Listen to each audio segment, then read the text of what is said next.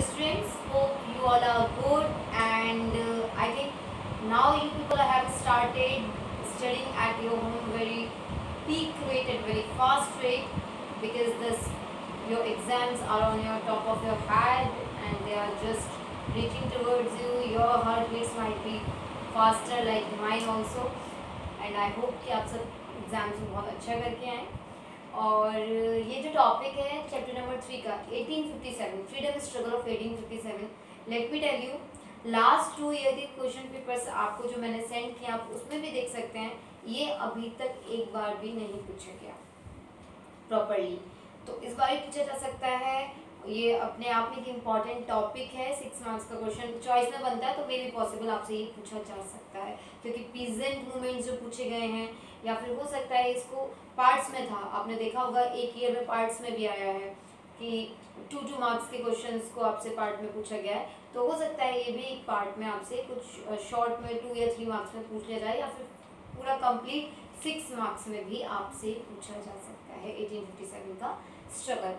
तो इस बार 2 जो क्वेश्चन चॉइस में आए थे हाफ ईयरली में आप लोगों के एग्जाम में, उसमें 1919 से 1947 तक होने वाले पॉलिटिकल मूवमेंट्स वो आया था और एक क्वेश्चन ये आया था चॉइस में, तो अभी तक ये नहीं आया, तो इट मे बी पॉसिबल कि ये इस ईयर आ सकता है and it's important one also, एक काफ़ी इंपॉर्टेंट टॉपिक बनता है freedom struggle of 1857। Let me tell you one thing, आपको इस फ्रीडम स्ट्रगल को रटाफाई नहीं करना है, यू डोंट हैव टू रटाफाई कि आपने एक एक लाइन रट लेना है, आपको कुछ पॉइंट्स लर्न करने हैं, उन पॉइंट्स का यूज़ करते हुए आप अपनी लैंग्वेज में पॉइंट्स वाइज आंसर लिख कर आएंगे। उसमें आप हाईलाइट क्या करने वाले हैं, उसमें आप हाईलाइट ये करने वाले हैं कि किस डेट को, देखिए इसमें कुछ डेट्स हैं जो आपको लर्न करने हैं, सारे डेट्स लर्न करेंगे तो यू विल गेट कंफ्यूज, कुछ डेट्स हैं जो आपको लर्न करने और बहुत इजीली मेमोराइज भी हो जाएंगे। आई विल टेल यू कि कितने इजीली मेमोराइज होंगे ये। पहली बात तो सारे के सारे ये डेट्स जो हैं वो ऑलमोस्ट कब के हैं, वो सभी डेट्स हैं 1857 के, ठीक है। उसके बाद ये स्ट्रगल स्टार्ट कभी हुआ, मार्च में स्टार्ट हुआ, तो मार्च मई और जून स्पेशली इसके आपको मिलेंगे, जो डेट्स मिलेंगे मार्च मई जून एंड सितंबर, जो मेनली आपको डेट्स मिलने वाले हैं। तो अगर आप पर्टिकुलर डेट भूल जाते हैं, फॉर एग्जांपल 4 जून है, आप 4 जून भूल गए लेकिन आपको पता है कि हाँ पहले यहाँ स्टार्ट हुआ था फिर यहाँ स्टार्ट हुआ था स्ट्रगल, तो आप अपना एक इंटेलेक्चुअल स्किल का यूज़ करके आप क्या कर सकते हैं, can use your intellectual skill, June 1857 आप ऐसे लिख के आ सकते हैं, मई 1857 ये लिख के आ सकते हैं। वहाँ पे आपको पॉइंट ये शो नहीं करना है एग्जामिनर को, ये हमेशा आप नोटिस करेंगे आपको क्या आता है क्या नहीं, ये आपको पता है। आपकी कॉपी में आप किस तरह से अपना कंटेंट रिप्रेजेंट करेंगे वो इम्पॉर्टेंट रोल प्ले करेगा, आपको कितना आया क्या नहीं ये नहीं, आपने किस तरह से उसको रिप्रेजेंट किया ना कॉपी में, वो बहुत इंपॉर्टेंट रोल प्ले करेगा। तो फ्रीडम स्ट्रगल 1857 के बारे में जो सबसे इम्पॉर्टेंट पॉइंट है वो ये कि इसके पीछे रीजन ही क्या थे कि फ्रीडम स्ट्रगल हुआ क्या। सी ईस्ट इंडिया कंपनी स्टैब्लिश हुई थी 16th सेंचुरी में और 18th सेंचुरी आते आते ईस्ट इंडिया कंपनी ने इंडिया को अपनी कंप्लीट कॉलोनी बना लिया था। ब्रिटिशर्स यहाँ ट्रेडिंग के पर्पज से आए थे लेकिन उन्होंने इंडिया को अपनी कंप्लीट कॉलोनी बनाने के साथ साथ इंडिया पे रूल करना शुरू कर दिया था और इंडियंस कंप्लीटली सप्रेस हो रहे थे अंडर ब्रिटिशर्स रूल, जिसको कॉलोनियल रूल भी कहा जाता है क्योंकि उन्होंने हमें कॉलोनी बनाया था तो इसे कॉलोनियल रूल भी कहा जाता है। तो ब्रिटिशर गवर्नमेंट जो थे, ब्रिटिश गवर्नमेंट थी, वही चलती थी इंडिया में। सो व्हाट हैपेंड, मैंने आपको बताया भी था 1919 टू 1947 वाले स्ट्रगल्स जब मैंने पढ़ाए थे आपको, तो मैंने आपको बताया भी था कि उसमें एक एक्ट थे कई सारे, तो उसमें ये भी बताया गया था कि जो वर्ल्ड वॉर में इंडियन सोल्जर्स का यूज़ हुआ था, तो इंडियन सोल्जर्स ने क्या किया था, नॉन कॉपरेशन मूवमेंट स्टार्ट किया था कि भाई अभी क्या करना है कि अभी बाद में हम अब आपको सपोर्ट नहीं करेंगे, और दूसरी बात ये कि आपने कहा क्या था और आगे आपके वेजेस कम हो जाएंगे, सॉरी वेजेस बढ़ जाएंगे, आपकी इनकम बढ़ जाएगी, आपके ऊपर जो एट्रोसिटीज़ हो रही हैं, जो अत्याचार हो रहे हैं वो कम होंगे, सिनारियो चेंज होगा, जबकि ऐसा नहीं हुआ। ये तो बात की बात थी, लेकिन उससे पहले भी हमने 1947 में फ्रीडम हासिल किया, लेकिन ऐसा कहा जाता है 1857 स्ट्रगल के बारे में कि 1857 का स्ट्रगल जो था it was very fierce, it was fought very fiercely by the revolutionaries, बहुत भयानक तरीके से लड़ा गया था रिवोल्यूशनरीज के द्वारा। कुछ पॉइंट्स रह गए थे, अदरवाइज अगर उस दौरान डू और डाई वाला जो बाद में लोगों ने अपनाया कि डू और die, whether to sacrifice your own life और we will not either we will want the complete freedom or we will not live in this kind of suppression, this kind of suppressive government. हम वैसे नहीं रहेंगे, या तो पूरी आज़ादी चाहिए, उसके अलावा कुछ नहीं चाहिए। अगर ये चीज़ 1857 के रिवोल्यूशन में आ गई होती और लोगों को लग्जीरियस लाइफ जीने की आदत नहीं हुई होती कुछ लोगों को, तो शायद ऐसा कहा जाता है कि हमें आज़ादी 1857 में ही मिल चुकी होती। 1857 का जो स्ट्रगल था, जब फेलियर्स, इसके अभी रीजंस आपसे पूछे जा सकते हैं कि फेलियर रीजंस क्या रहे थे, और क्लास 8th में भी आपको पढ़ाया गया है कि इसके फेलियर रीजंस क्या रहे थे। काफ़ी सारे रीजंस थे कि जो खुद ही डिवाइड एंड रूल की पॉलिसी थी तो लोग यूनाइट नहीं थे, साथ ही साथ इसमें ऐसा भी था कि जो कुछ स्टेट के, कुछ प्रोविंसेस के, कुछ एस्टेट के, ठिकाने बोलते हैं एस्टेट के, जो मिनिस्टर्स थे, जो रूलर्स थे, उनको लग्जीरियस लाइफ जीने की आदत लग गई थी। उन्होंने कहा भाई हमें तो अपनी लग्जरी से मतलब हमारे तो सारे काम चल रहे हैं, हमने तो अपना जो भी कुछ है किसके अधीन कर दिया, ब्रिटिशर्स के अधीन कर दिया, ये चाहे सब कुछ है, हम तो अपनी लग्जीरियस लाइफ जी रहे हैं। इनकैपेबल डिसेंडेंट्स थे, तो मतलब कि जो रूलर्स थे उनके जो डिसेंडेंट वंशज आए वो इनकैपेबल थे, वो तरीके से रूल नहीं कर पाए, वो अपोज नहीं कर पाए ब्रिटिशर्स को, और ऐसे करके ब्रिटिशर्स जगह जगह पर क्या करते गए, अपना एक्सटेंशन करते गए। और यही एक्सटेंशन रीज़न बना था 1857 का स्ट्रगल होने का। 1857 का स्ट्रगल हुआ क्यों, तो रीजंस क्या थे, इकोनॉमिक पॉलिसी ऑफ ब्रिटिशर्स। देखिए इकोनॉमिक पॉलिसी ऑफ ब्रिटिशर्स की मैं बात करती हूँ तो आपको याद होगा कि आपको पहले ही बताया जा चुका है कि ब्रिटिशर्स क्या करते थे, लैंड रेवेन्यू, पीजेंट मूवमेंट्स जो हुए थे, पीजेंट मूवमेंट्स का भी रीज़न यही था कि पीजेंट मूवमेंट्स भले ही वहाँ के जागीरदारों के खिलाफ हुए, लेकिन जागीरदार भी सप्रेशन में थे, किसके, ब्रिटिशर्स के।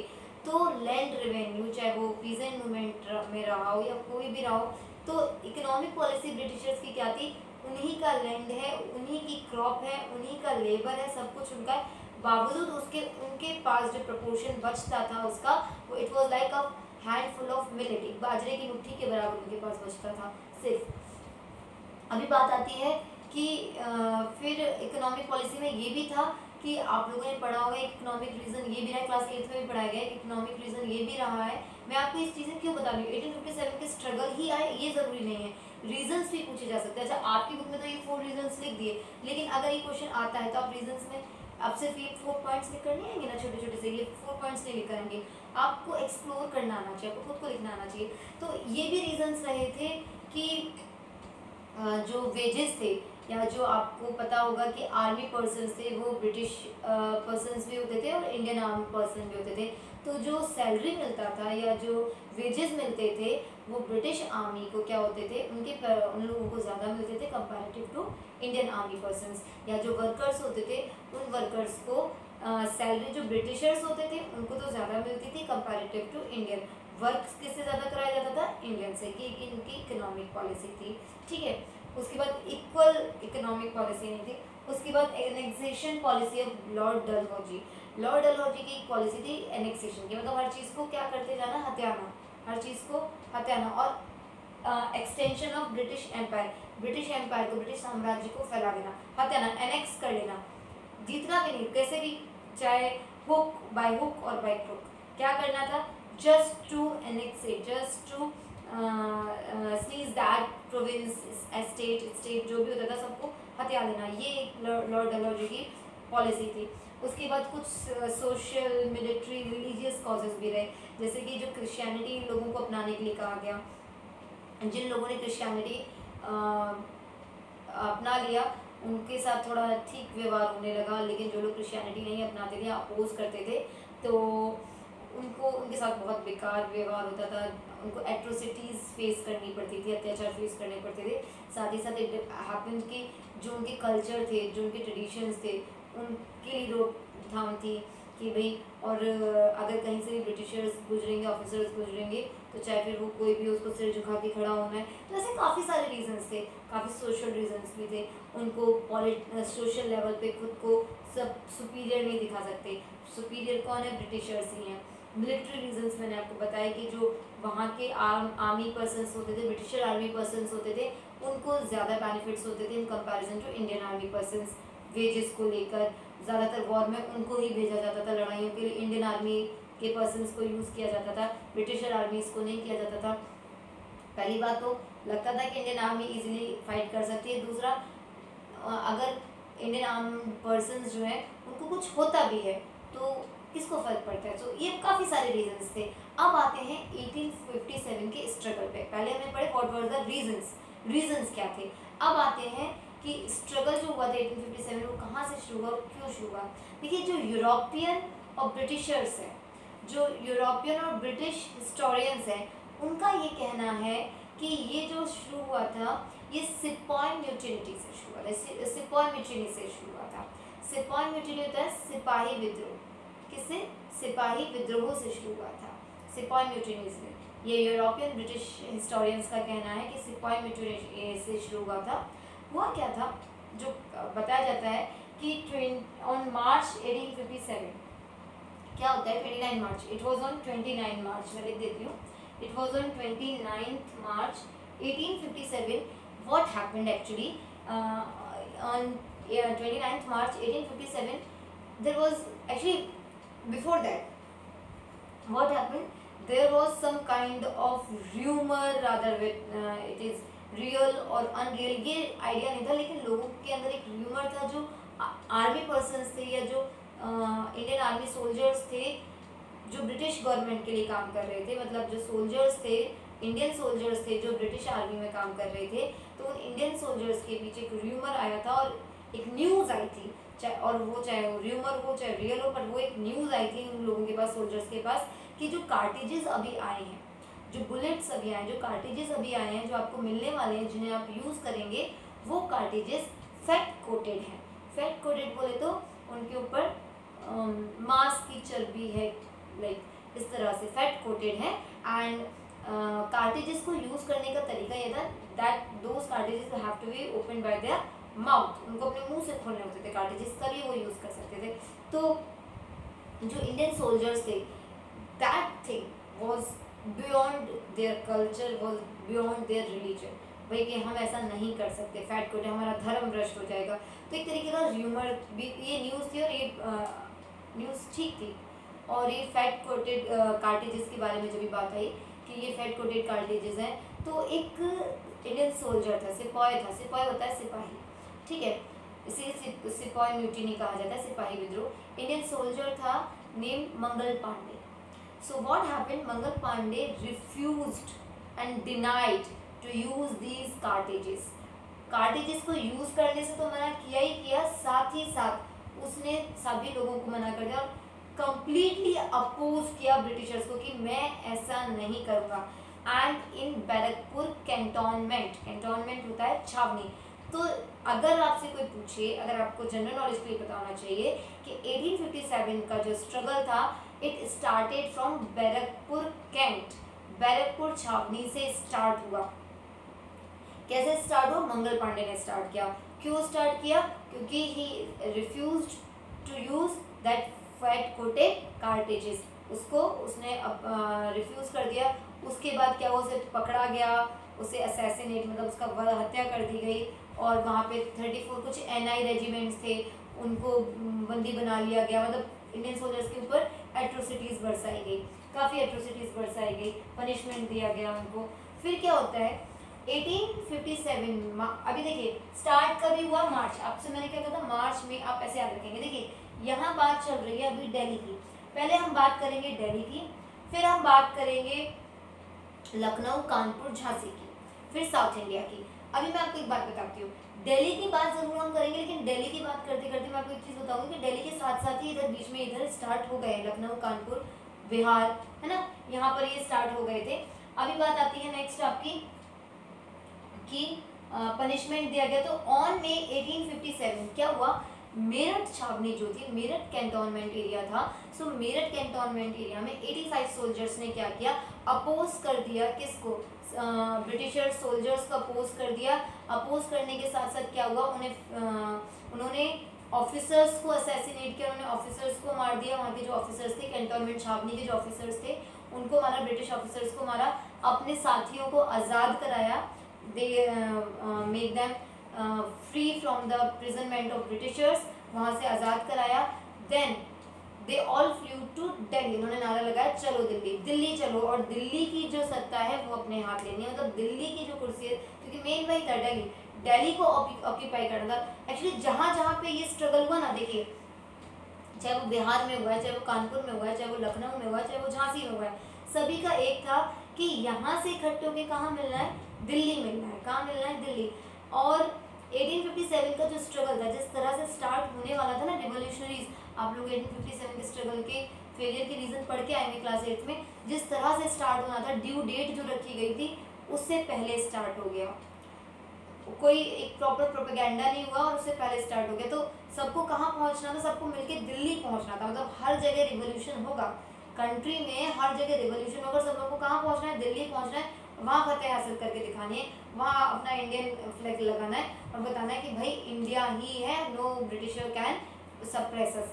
तो हुआ क्या, अभी जो मेरठ के जो सोल्जर्स थे 85 सोल्जर्स, वही बोला जाता है ना सिपाही म्यूटिनी से हुआ, तो उन्होंने क्या किया, वो कम्प्लीटली अगेंस्ट हो गए ब्रिटिशर्स के, उन्होंने अपोज कर दिया ब्रिटिशर्स को, उनके सारे जो भी प्रपोजल्स थे सब रिफ्यूज़ किए। और फिर 85 सोल्जर्स ने क्या किया, जो उनके और साथी थे और ये रेवोल्यूशनरी और जो साथी थे उनको आज़ाद कराया, आज़ाद करा के ऑफिसर्स को, कुछ ऑफिसर्स को किल भी किया। और कहाँ पहुँचे, दिल्ली पहुँचे, उन्होंने नारा लगाया दिल्ली पहुँचने का, दिल्ली पहुँचे एंड दे ऑक्यूपाइड दिल्ली, और उन्होंने दिल्ली को ऑक्यूपाई कर लिया।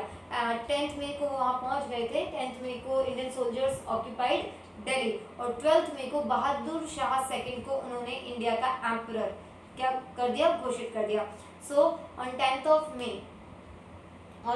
10th of May, Indian soldiers reached to the Delhi and occupied Delhi, but when the Bahadur Shah II was got declared as an emperor of Delhi on 12th of May, और 12th मई को क्या कर दिया गया, बहादुर शाह जफर को declare कर दिया गया as a emperor of Delhi. अब यहाँ पे बहादुर शाह जफर हो चुका है, Britishers got panic by that कि दिल्ली की सीट हाथ से जाना was not that much easy, और वो फिर भी चली गई, तो Britishers got annoyed from that, Britishers इस चीज़ से क्या हो गए, परेशान हो गए, Britishers got annoyed from that, उनको भाई ये they can not digest that, उन्हें दिल्ली का सीट चाहिए था। अच्छा, अभी फिर मैं यहाँ नहीं बताऊंगी, ये तो हो चुका है 12 मई तक। उसके बाद आप देखेंगे कि 4 जून को लखनऊ में क्या हो गया, लखनऊ में रिवॉल्ट स्टार्ट हुआ, और लखनऊ में वही चीज़ हुई, लखनऊ में भी सोल्जर्स ने रिवोल्यूशनरीज, एक्चुअली क्या हुआ था, जब भी इन्होंने फ्लीड कराया था ना, यहाँ पे 85 सोल्जर्स ने अपने बाकी साथियों को भी क्या कराया था, आज़ाद करा दिया था, और कुछ दिल्ली पहुंचे थे। तो फिर दिल्ली पहुंचने के बाद क्या हुआ, 12th मई को जब एम्परर घोषित कर दिया गया, तो उसके बाद क्या होता है, 12th मई को एम्परर घोषित करने के बाद जो रिवोल्यूशनरीज थे वो जगह जगह फैल गए, वाराणसी, लखनऊ, आगरा, कानपुर, बिहार, जगह जगह ये फैल गए सारे रिवोल्यूशनरीज। फिर उसके बाद क्या होता है कि ये तो इधर फैल गए, और बहादुर शाह सेकंड क्या बन चुका है, एम्परर बन चुका है दिल्ली में। उसके बाद ये रिवोल्यूशन जहाँ जहाँ पहुँचे हैं, इन्होंने लोगों को यूनाइट करना शुरू किया, लोगों को एनकरेज करना शुरू किया। सो what happened, 4th of June को लखनऊ में भी ये हुआ, लखनऊ में सेम थिंग होती है, रिवोल्यूशन स्टार्ट होता है, ब्रिटिशर्स स्टार्टिंग में हार जाते हैं, लेकिन बाद में क्या करते हैं, लखनऊ को रीऑक्यूपाई कर लिया जाता है, फिर से लखनऊ को रीऑक्यूपाई कर लिया जाता है। ऐसे ही 5 जून को कानपुर में स्टार्ट होता है, नाना साहेब को पेशवा घोषित कर दिया जाता है। तात्या टोपे जो थे ही फेवर्ड नाना साहेब, वो नाना साहेब को क्या करते हैं, फेवर करते हैं, लेकिन सर ह्यू व्हीलर जो है ये सरेंडर कर देता है। कहाँ पे, ध्यान रखेंगे, 4 जून को हुआ लखनऊ, 5 जून को हुआ कानपुर स्टार्ट। क्या होता है, कानपुर में जब होता है तो नाना साहेब को क्या डिक्लेयर किया जाता है, एज पेशवा, और जो सर ह्यू व्हीलर जो ब्रिटिश ऑफिसर था, उस ब्रिटिश ऑफिसर ने सरेंडर कर दिया। तात्या टोपे ने क्या किया, तात्या टोपे ने नाना साहेब को कम्प्लीटली फेवर किया, लेकिन 6 दिसंबर को क्या होता है, सर कैंपबेल ने क्या किया, रीऑक्यूपाई किया है किसको, मतलब कानपुर में काफ़ी टाइम तक ब्रिटिशर सप्रेस रहे। देखिए अब जून टू दिसंबर अप्रोक्स 6 मंथ, 6 दिसंबर को रीऑक्यूपाई कर लिया कैंपबेल ने, किसको, कानपुर को रीऑक्यूपाई कर लिया, दोबारा से हासिल कर लिया। क्यों कर लिया, इसका रीज़न बताते हैं। अब इधर आ जाते हैं कि उससे पहले जब बहादुर शाह को दिल्ली में क्या एम्परर घोषित कर दिया गया था तो ब्रिटिशर्स गॉट अनॉयड, तो पंजाब से ब्रिटिशर्स ने आर्मी बुलाई, अपनी आर्मी जो पंजाब में तैनाती वहां से बुलाई। जो इंडियन सोल्जर्स थे, इंडियन रिवोल्यूशनरी से, दे फाउट फियर्सली, मतलब बहुत भयावह तरीके से युद्ध हुआ ब्रिटिशर्स के साथ। कुछ ब्रिटिशर्स भी मारे गए, कुछ इंडियंस भी मार्टिरडम हुए, शहादत हासिल हुई उन्हें। लेकिन सितंबर 1857 में, ध्यान रखेंगे, मई 1812 में 1857 को ऑक्यूपाई किया, सॉरी ये बहादुर शाह जफर को क्या बना दिया, एम्परर बना दिया। लेकिन सितंबर 1857 में ब्रिटिशर्स ने फियर्सफुली ब्रिटिशर्स के साथ युद्ध किया इंडियन सोल्जर्स ने। लेकिन सितंबर 1857 में क्या होता है, फिर से ब्रिटिशर्स रीऑक्यूपाई कर लेते हैं दिल्ली को। और जब उन्होंने एक बार दिल्ली को रीऑक्यूपाई कर लिया तो उनके आप ये कह सकते हैं उनके अंदर ये फीलिंग डेवलप हो गई कि हम सप्रेस नहीं होंगे, क्योंकि उनके लिए बहुत बड़ा एक अनोइंग पॉइंट था कि दिल्ली कैसे ऑक्यूपाई हो गया। और फिर जब उन्होंने देखा कि इसकी वजह से जगह जगह पर क्या हो रहे हैं, रिवोल्यूशंस हो रहे हैं, क्योंकि यहाँ पे तो भाई दिल्ली को तो ऑक्यूपाई करा दिया, अब रिवोल्यूशनरीज फैल गए, तो उन्हें सबको दबाना था, सबको सप्रेस करना था। लखनऊ में हुआ, उन्होंने लखनऊ का दबा दिया। और आप ध्यान रखेंगे हर किसी में, लखनऊ, बिहार, कानपुर, साउथ इंडिया, ये जहाँ पर भी रिवोल्यूशंस हुए हैं वहाँ पर इनिशियली इंडियंस ने क्या किया है, ब्रिटिशर्स को हराया है। लेकिन ब्रिटिशर्स ने बाद में क्या किया है, बाद में रीऑक्यूपाई किया है लखनऊ को भी, कानपुर को भी, बिहार को भी, झांसी को भी, रीऑक्यूपाई, ध्यान रखेंगे, पहले ऑक्यूपाई नहीं कर पाए, रीऑक्यूपाई किए हैं। फिर क्या होता है कि कैंपबेल ने रीऑक्यूपाई कर लिया, तात्या टोपे कहाँ चले गए, ही फ्लेड टू झांसी, वो झांसी में पहुंच गए। अभी क्या होता है, जून 1857 में रानी लक्ष्मीबाई जो है, बिकॉज उनके जो हस्बैंड थे he got dead due to some health condition, and what happened,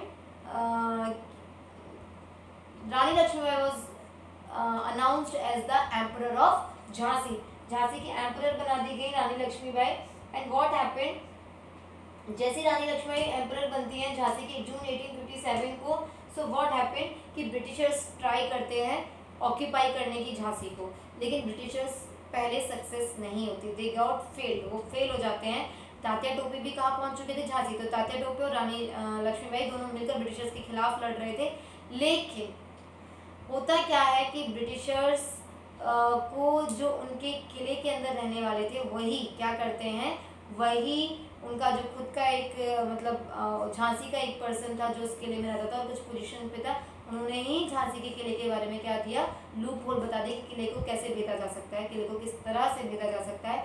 और इस तरह से उन्होंने झांसी ऑक्यूपाई की, क्या की, झांसी ऑक्यूपाई की by you can say by using their not, मतलब फेयर वॉर नहीं हुआ था, वो फेयर नहीं था, क्योंकि फर्स्ट टाइम में ऑक्यूपाई नहीं कर पाए थे झांसी को, बहुत टाइम तक झांसी के किले को भेज नहीं पाए। फिर उन्हीं में रहने वाला, झांसी में ही रहने वाला, जिसको राज्य से निकाल दिया गया था किसी कारण, क्योंकि उसने अपोज किया था रानी लक्ष्मीबाई को, वो नहीं बनने देना चाहता था एम्परर, क्योंकि उसको खुद को एम्परर बनना था, तो उसने उसका किले का भेज दिया। ब्रिटिशर्स ने क्या किया, Britishers occupied Jhansi when they got the loopholes of that fort, कि किस तरह से फोर्ट में घुसा जा सकता है और कैसे किले को भेजा जा सकता है। तो रानी लक्ष्मीबाई और तात्या टोपे कहाँ पहुंचे, ग्वालियर पहुंचे। ग्वालियर में जाके वहाँ पे क्या होता है, वो ग्वालियर के फोर्ट में जाता है, फिर वहाँ से ब्रिटिशर्स के खिलाफ क्या करते हैं, लड़ाई करते हैं। लड़ाई करने की पूरी उनकी तैयारियां चलती है कि now they will fight against Britishers from the Gwalior, वो ग्वालियर से फाइट करेंगे। लेकिन जो सिंधियाज थे, सिंधियाज ने कहा कि नहीं भाई हमें, आपको याद होगा मैसूर वॉर में भी आपने सिंधियाज पढ़े होंगे, एंग्लो मैसूर वॉर, तो वहाँ पर भी सिंधियाज को बड़ी जल्दी न्यूट्रलाइज करा दिया गया था। सो व्हाट हैपेंड कि सिंधियाज ने कहा कि नहीं, हम तो ब्रिटिशर्स के क्या रहेंगे, हम तो ब्रिटिशर्स के फेवर में रहेंगे, हम तो उनके लिए फेथफुल रहेंगे, हम ब्रिटिशर्स को धोखा नहीं देंगे। और उन्होंने तात्या टोपे और रानी लक्ष्मीबाई के भेद बता दिए ग्वालियर में कहाँ पे, और खुद आगरा में जाके छुप गए सिंधियाज। और फिर ग्वालियर पे अटैक हुआ और रानी लक्ष्मीबाई एंड तात्या टोपे गॉट मार्टिरडम, उनको शहादत हासिल हो गई। तो फिर क्या होता है, इस तरह से झांसी तो ऑक्यूपाई हो गया था, ग्वालियर पे भी ऑक्यूपेंसी आई गई। उसके बाद झांसी के बाद जिसकी हम बात करते हैं, there is one more important, that is Bihar. देखिए हमने लखनऊ बात कर ली, कानपुर बात कर ली, अभी हम बात करते हैं बिहार की। बिहार में क्या हुआ था, बिहार में जगदीशपुर, जगदीशपुर से एक ओल्ड पर्सन, कुंवर सिंह, जो कि 80 इयर्स के थे। कितने साल के थे? 80 इयर्स के थे कुंवर सिंह। तो जो कुंवर सिंह थे, इन्होंने ब्रिटिशर्स के खिलाफ आंदोलन छोड़ दिया। रेवोल्यूशनरी से जगदीशपुर से कहाँ पहुंचे थे? बिहार पहुंचे थे। कुंवर सिंह बहुत इंपॉर्टेंट है, 80 इयर्स के थे। आप ये सबसे बड़ी चीज़ जो आपको ध्यान रखनी है। और ये रेवोल्यूशनरी थे। तो ये कुंवर सिंह जो थे, जब बिहार पहुंचते हैं तो उन्होंने ब्रिटिशर्स के खिलाफ रिवॉल्ट करना शुरू कर दिया। उन्होंने मतलब बिहार से ब्रिटिशर्स की ऑक्यूपेंसी जो थी उसको रिमूव कराना शुरू कर दिया और बिहार से ब्रिटिशर्स को खदेड़ दिया। लेकिन उन्होंने फिर से और फोर्स के साथ और आर्म पर्सन्स के साथ फिर से क्या किया? फिर से बिहार पे हमला किया और फिर से बिहार को क्या कर लिया? ऑक्यूपाई कर लिया, रीऑक्यूपाई किया। ये बिहार को रीऑक्यूपाई कर पाए थे बच्चे लोग 1858 में जाके। कब रीऑक्यूपाई कर पाए थे? अप्रैल 1858 में जाके। और इस तरह से जगह जगह पर 1857 का स्ट्रगल हुआ। This is the spread of struggle 1857, कि किस तरह से फैला 1857 का स्ट्रगल। उसके बाद आप लास्ट में एक लाइन लिख के आ सकते हैं कि जो साउथ इंडिया था, साउथ इंडिया में भी जगह जगह पे रिवॉल्यूशन होना स्टार्ट हो गए। जगह जगह रिवॉल्यूशनरीज हर जगह जा रहे थे। साउथ इंडिया में भी रिवॉल्यूशन स्टार्ट होना शुरू हो गए। लेकिन क्या हुआ? साउथ इंडिया में रिवॉल्यूशंस इतने आप कह सकते हैं इतने तरीके से नहीं हुआ था जिस तरह से कहाँ पे हुआ था? नॉर्थ इंडिया में हुआ था। इस तरह से नहीं हुआ था। Not of this much rate, not of this much of you can से this much of violent as well as powerfully got suffered over here in the North India. North India में जिस तरह से revolution हुआ था, that kind of revolution could not be seen in South India. That kind of revolution could not be seen in South India. थोड़ा थोड़ा revolution हुआ था, but all those revolutions got suppressed by the Britishers and the reoccupancy of Britishers got established again on those areas where the revolution took place. तो start कहाँ से हुआ? बैरकपुर छावनी से हुआ। बैरकपुर छावनी से स्टार्ट हुआ। एक it was like बोलते ना चिंगारी, so it was like that fire. So what happened? It started from Barakpur cantonment and then reached toward Meerut cantonment. Meerut cantonment से बढ़ता हुआ पहुंचा दिल्ली। दिल्ली में ऑक्यूपेंसी हुई। दिल्ली में ऑक्यूपेंसी होने के बाद revolutionaries got spreaded in different areas of India. And what happened? Revolution started to place at various places of India like Bihar, Lucknow, Kanpur, Jhansi, Gwalior, everywhere. So what happened in Varanasi? And what happened on June 4 in Lucknow, on 5 June in Kanpur, and in Jhansi, June 1857. And what happened? In initial position, all these areas got freed from Britishers, but Britishers again forcefully, by diplomacy, by their divide and rule, by every hook and crook, they reoccupied those areas again. And in this way what happened? The struggle of 1857 could only put on some level of sacrifice, put on some feeling of sacrifice nationalism in Indians, but the 1857 struggle couldn't be that much of successful which could bring out the freedom in India. But हमेशा ध्यान रखेंगे, it was the movement which infuses the feeling of freedom in each and every Indian.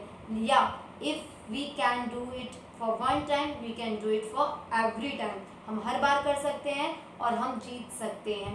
So that kind of feeling got infused by this struggle. So आप ये लिख सकते हैं कि 1857 का जो struggle था, it paved the path for the freedom struggle, the final freedom struggle. जो final freedom struggle हुआ था उसके लिए रास्ता बनाया ही किसने था? 1857 के struggle ने, कि हम ब्रिटिशर्स को अपोज कर सकते हैं और हम उन्हें हरा सकते हैं. So keep on studying. Good luck. I want you all to do your best in your exams. Good luck. Thank you.